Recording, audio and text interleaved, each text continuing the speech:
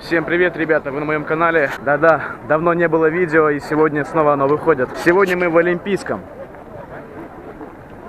Сегодня наша компания проводит крупное мероприятие, которое будет очень полезным, очень ярким, очень красочным. Как вы видели в тех видео, это происходит почти всегда, поэтому мы рады, когда новое мероприятие снова происходит. Давно не был в Олимпийском. Сегодня очень рад сюда прийти. Уже встретил многих ребят. Сейчас нужно найти свою команду, свою структуру. Сегодня приехали из Казани ребята, так что нас будет сегодня много.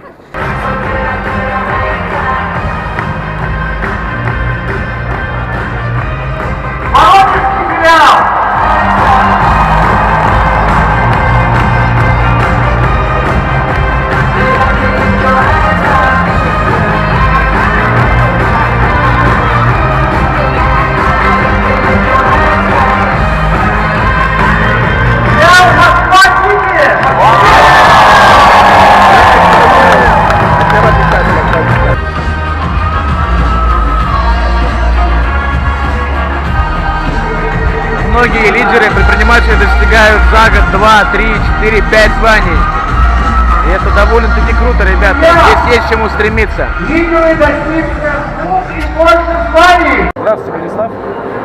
Ничего себе. Да, вопрос первый. А вообще сколько лет являетесь предпринимателем в этой сфере? Ну, вообще-то 25 и 30 лет.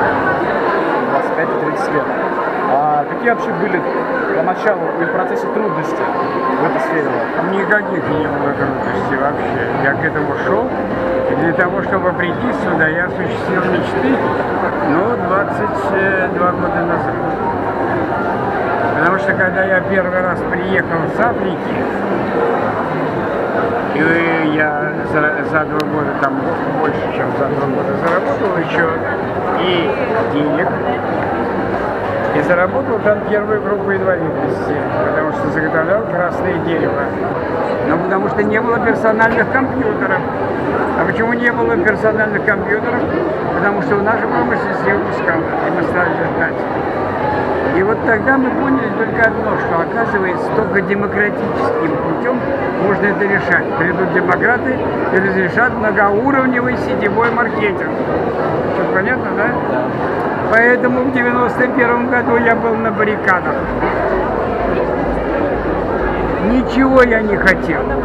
Я хотел только одно, чтобы нам разрешили эту систему. Я не пошел в Думу, куда меня звали, потому что было свободно, портфели были свободны. Я не пошел получать за братоубийственную войну, а я был сотником там. Знаете, что такое сотник?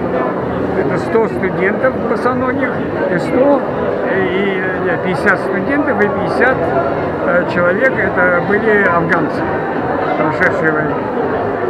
Могли убить? Могли. Значит, не просто так. Но когда мы отстояли это дело, вот тогда пришел сетевой маркетинг сюда. Как тяжело-то это было. Александр Могилев нас хочет танцевать. Вот. А если нам включат музыку, это будет еще круче. Это все эксклюзив. То, что мы с вами делаем сегодня, будет делать каждый. Это будет самый модный танец этого лета, я вам обещаю. Давайте похлопаем. Делать будет еще круче. А теперь я готов выучить для вас еще одно движение. С камерой неудобно движение делать.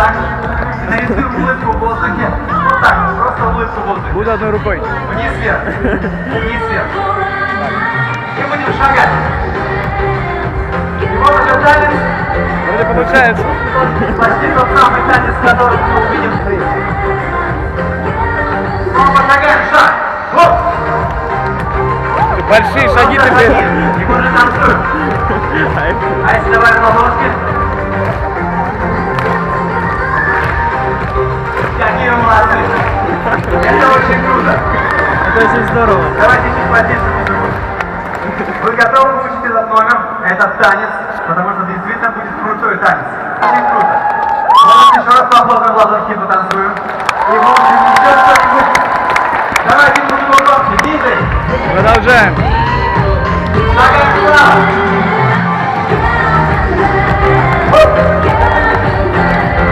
Похлопаем.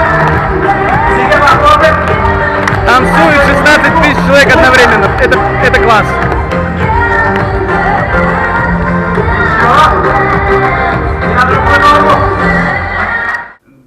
Дело в том, что на самом деле как раз просто в жизни я в офисе встретил одну женщину. У нее на лице было написано «Все горе мира». Ну не живу с таким выражением лица, понимаете?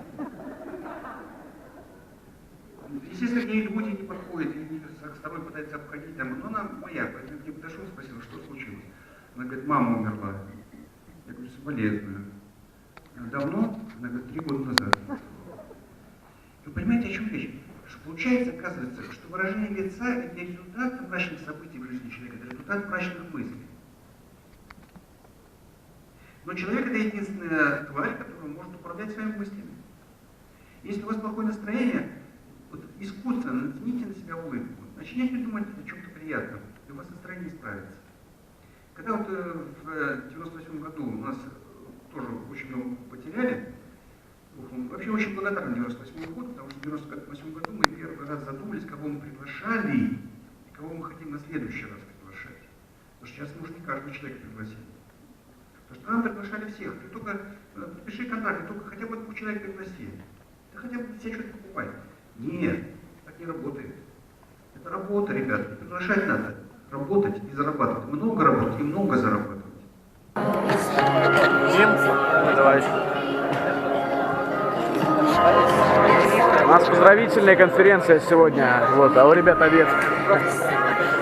Сегодня поздравляем ребят, которые сделали новые статусы, новые звания открыли, на новые ступени, скажем так, шагнули. Из моей команды тоже ребята выросли, 2 новых звания в Москве, и также есть несколько званий в Казани. Сколько точно не помню, но сегодня один из них у нас в Москве, мы его тоже будем поздравлять. Да, Виталий? А это Виталий, это крутой мужик.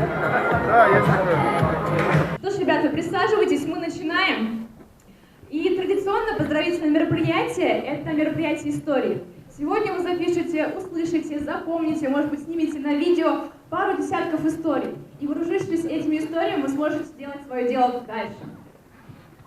Да, давайте, что-то, по-моему, вы какие-то... Надо найти, да. Что-то вы как-то не разогнались. Давайте поаплодируем, что как следует.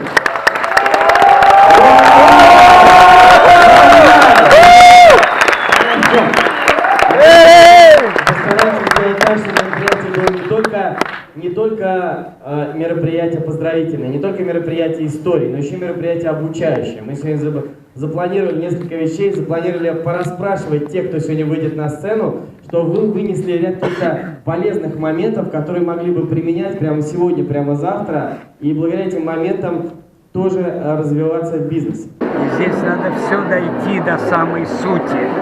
Правду не ищите, ищите истину.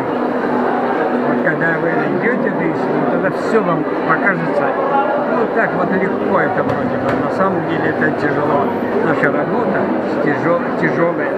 Она не на потоке, а с каждым человеком. Это не конвейер, это каждый день новые люди. И надо коммуникации надо развивать. Надо себя.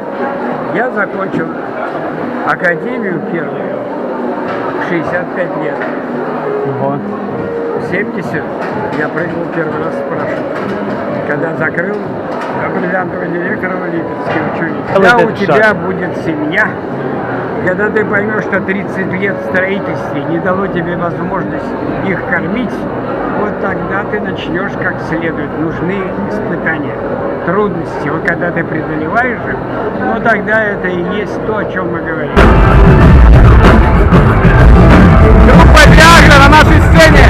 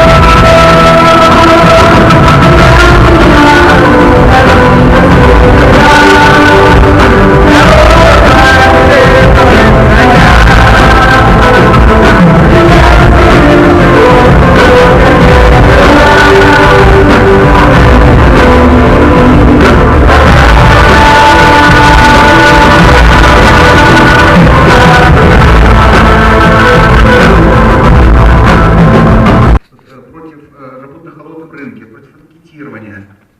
Мы были категорически против. Мы говорили, что домашние встречи, что бизнес глаза в глаза. И выросла команда.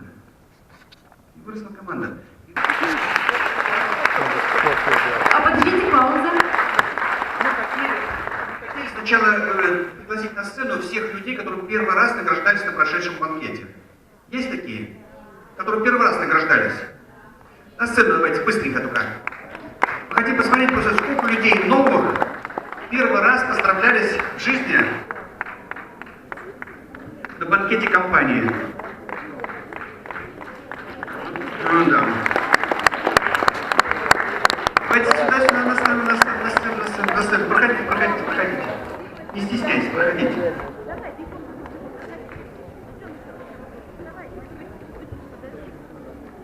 Ребята, это только те, кто приехал, остался на это мероприятие. Вот, видите, с чеком. Впервые поздравлял. Сколько у вас?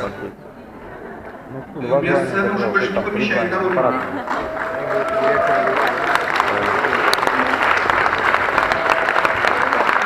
А где Дарья? Еще идут.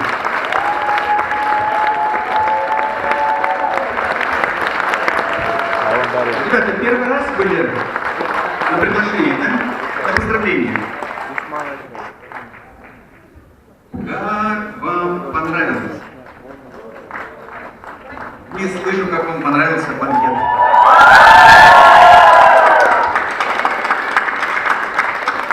Круто? Максим Решетников, наш наставник. Максим Решетников, новый сапфировый директор. Когда принял решение? Пришел, зарегистрировался, начал, но сомневался. Да, вот по принципу не доверяй, но проверяй. Начал проверять, и потом произошло два события, после которых я понял, что я навсегда. Когда я пришел, я был студентом 3-го курса медицинского университета. Соответственно, первые 3 года совмещал все это с учебой, и вот первый такой момент был на 5-м курсе, у нас были военные сборы. Наверное, знаете, да, военные сборы, на месяц нас забирают поиграть в армию. Вот. Мы, соответственно, поехали на целый месяц, вместе со мной было 200 человек из моего вуза, не из моего вуза, которые точно так же, как и я, студенты, которых на месяц забрали. И мы все там вместе, мы там с автоматиками ходим по плацу, и только мне по итогам этого месяца приходит смс, что компания мне заплатила 30 000 рублей. Вот тогда я понял, что действительно это бизнес, который работать может без меня, в том числе. Это первый момент. Второй момент, конечно же, это первый банкет. Потому что когда я сидел на презентации, мне показывали, тогда даже фотографии не показывали. Просто на словах рассказывали, я думал, я кто-то там, непонятно откуда, на сцене олимпийского, с чеком денег, тогда еще с шариком, на сцене, да невозможно. И вот когда это произошло, есть фотографии, когда я стою на сцене, когда тебя еще куча, да, вот, директоров много на сцене, и вот в этот момент, когда, раз это правда, значит правда все остальное. Конечно, я здесь навсегда.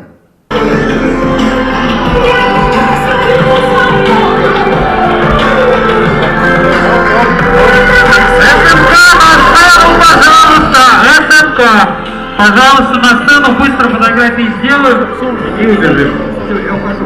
Ребята, мы все заканчиваем, освобождаем зал. Единственное, хотел сказать, что вот эти вот записки я беру с собой, я их не выбрасываю. Те, кто я не ответил, я не выбрасываю их.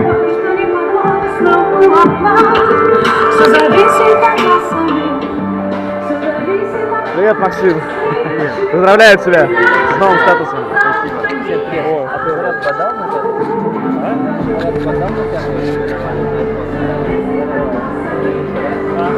Здравствуй, Федор. Прошел семинар Владимира Полежаева. Очень полезно, информативно. А теперь делаем фотографию всей нашей организации. Всех до единого. 3 мероприятия подряд. Мегафорум, банкет директоров и еще встреча с Владимиром Полежаевым. Дофига клевая Бомба! Бомба! А вот до сих пор есть ли мечты сейчас еще? Ну, конечно. А цели? И цели есть, а как жить? Вот сейчас я со своей первой линии записал девочку, очень хорошую, Светлана, она все делает, получает удовольствие. Но мне это не надо. Чем меньше я сейчас беру, тем больше у меня остается времени для того, чтобы уже на старости лет, правда, на старости лет, пожить другой жизнью. Потому что я достаточно скитался много. И будучи в строительстве, я 18 лет только в чистых командировках был. Все стройки Союза, все вот громадные. Будучи главным инженером главка, Минмонтаж спецстроя, все ракеты. Все это самое все. Поэтому нужно трудности эти вот преодолевать и понять, где хорошо, где плохо, и там, где плохо, попробовать сделать хорошо. Все. Насколько сильно влияет именно подсознание? Все очень просто. Пока ты в таком состоянии приходишь сюда, у тебя купить бы мотоцикл, да? Что ты покупаешь вместе со шлемом? Шлем, да? Это называется в народе как мозгособиратель. Волнуются родители, ты понимаешь, вас презирают на дороге, да? И тогда ты захотел, что? Купить машину, что-то устойчивое. И тогда ты в подсознании, как говорил Кека, набиваешь знания. Тогда у тебя, когда они здесь, ты покупаешь это, и это состояние ума. Как интересно-то оказывается, правда? А вы думали, это надо... Чем меньше мы продаем, тем больше мы получаем, когда создаем систему. А ты пришел сюда и становишься тем еще раз начальником отдела собственных кадров. Ну и последний вопрос для камеры. Что можете пожелать тем, кто находится сейчас на старте, еще думает, разбирается? И самое главное, кому еще, вот, допустим, может родители, может окружение говорят негативные вещи про этот бизнес, и они не могут хотя бы разобраться. Негатив, слушай. Нет, я его... Если нет негатив, меняй окружение. И я тебе ничего не желаю никому. Я не желаю что-то желать. Делать надо. И тогда ты из мужчины и мужчинки превращаешься в мужика. Нам нужны мужики, которые повезут этот горб. Здесь нужны очень большие силы для того, чтобы здесь остаться, не уйти, не струсить с позиции. Это как дот, долговременная огневая точка. Не уйти с позиции.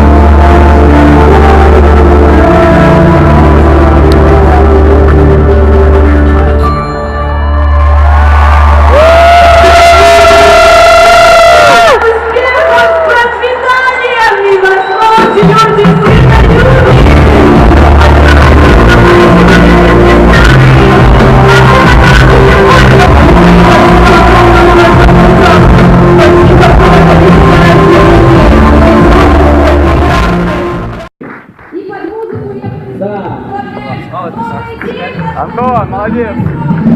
Я тебя поздравляю, красава! Антон, держи. Спасибо. Подарок.